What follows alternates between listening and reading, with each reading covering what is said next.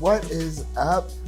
This is Kyle Valenzuela, the one true Kyle, if you will, and we are continuing on our series of House of X and Powers of X.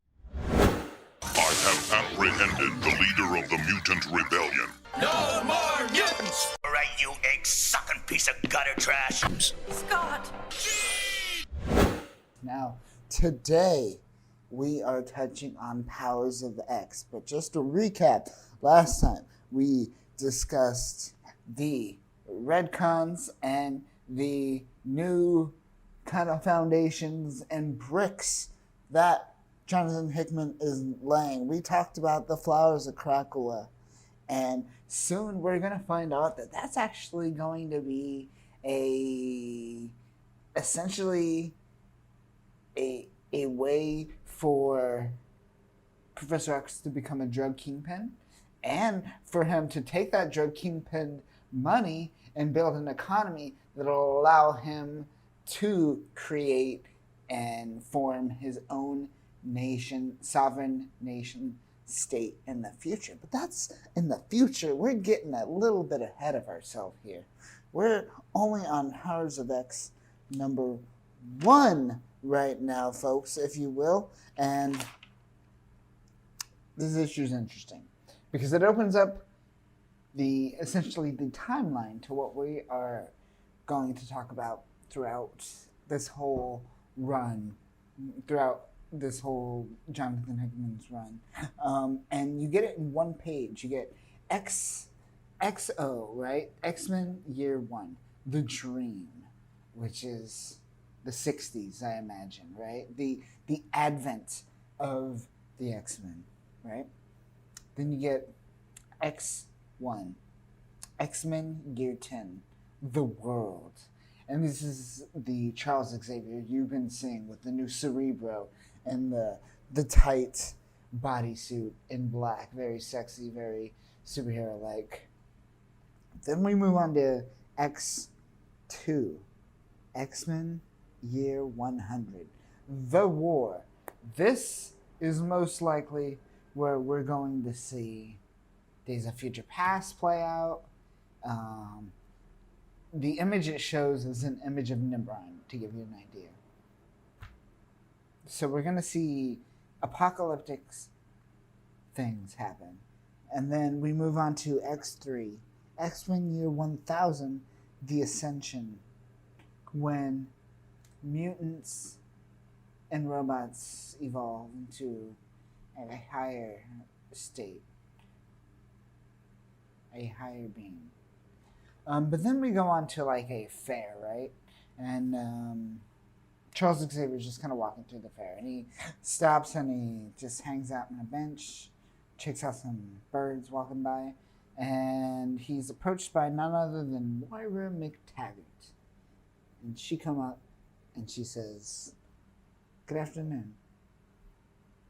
Charles says, "And the same to you. Are you enjoying the fair?" And they go on and they talk. Talk about change. Talk about the possibility of futures. Right?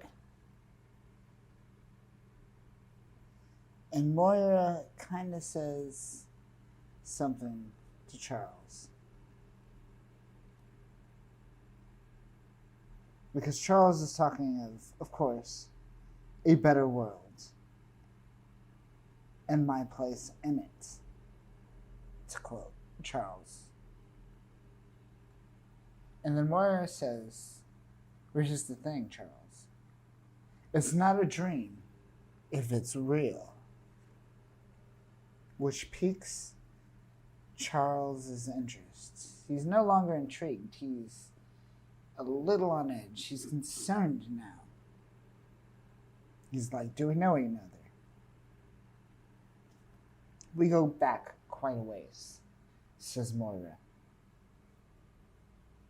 And essentially Moira says, read my mind. Read my mind. And this is a pivotal change in X-Men history, if I've ever seen one, right here, Moira's about to change the future. And this is fascinating. But we're not going to talk about that right now. We're going to move on.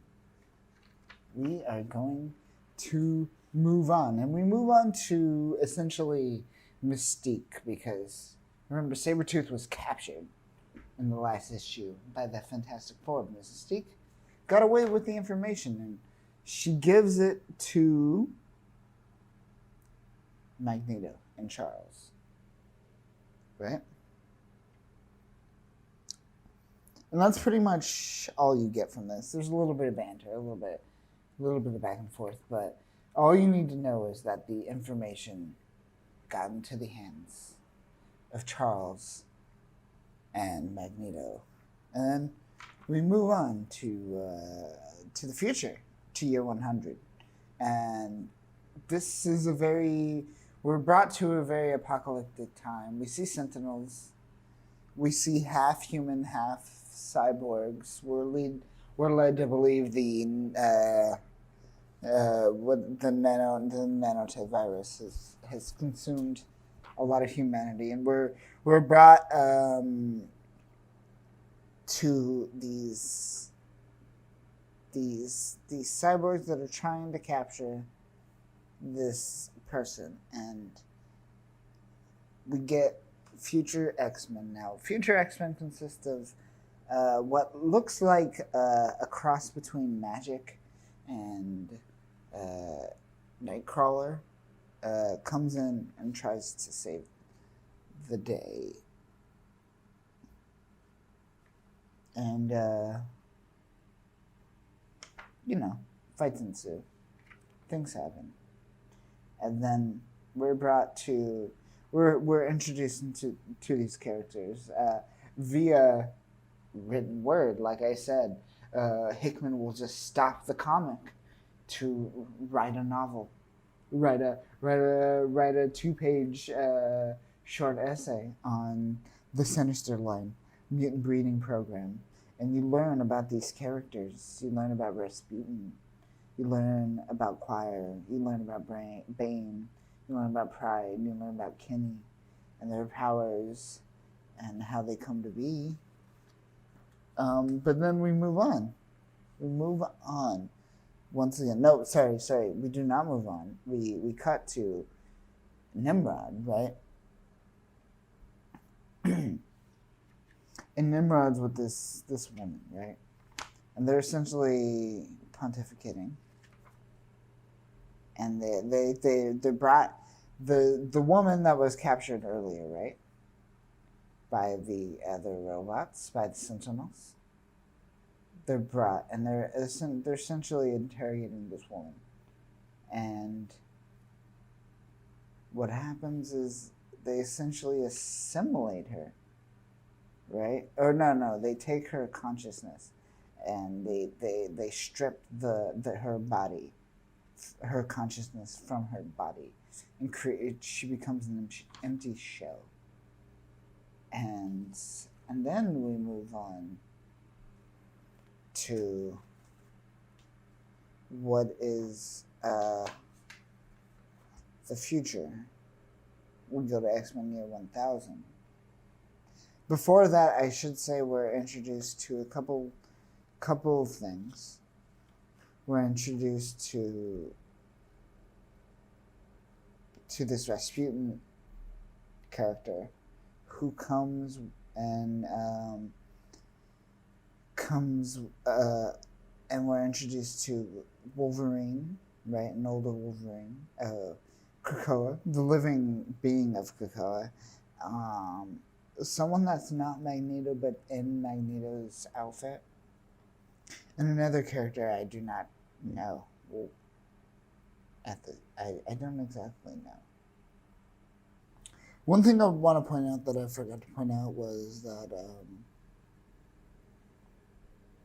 the Hounds, the Canil, I think that's how you pronounce it, which are essentially the organic shells, the machine brains. That was the thing that Nimrod was trying to get information from, and essentially turned into an empty shell. And that I should point out that Hickman states that there's only 8 mutants remaining at this point in time in the solar system, and that the rest remain with the Shi'ar Empire. So moving on, we go to year 1000. And this is the point when mutants achieve ascension. And all we get in this point is, all we know is that humans and mutants are both this kind of nano-organic, techno-organic hybrid, right?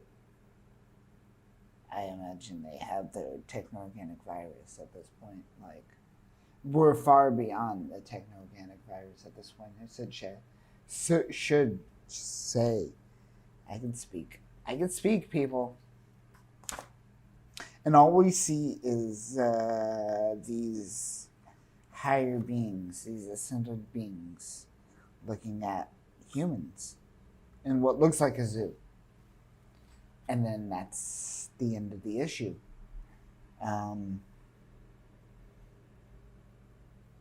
And as always with this issue, it's ended with a quote, and this quote is from Rasputin.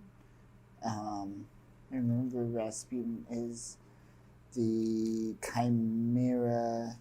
I didn't really touch on chimeras too much, but it's their third generation chimeras. Rasputin's an amalgamation of up to 5 X genes. It has a 10% failure rate, but it's the third generation is the first generation to achieve success. And that's where you see Rasputin and some of these near mutants that you're seeing in this future. Not in this future, sorry. In the year 100, not year 1000. So this quote's from Rasputin, and it's, "You've forgotten that machines have no soul, and that the humans lost theirs a long time ago." And we're going to end this episode with this issue. So catch us next time. Do all the things that you do with podcasts. Give them the stars, give them the likes, all the subscriptions, whatnot. And we will be back for House of X issue number 2. Catch you next time. Peace.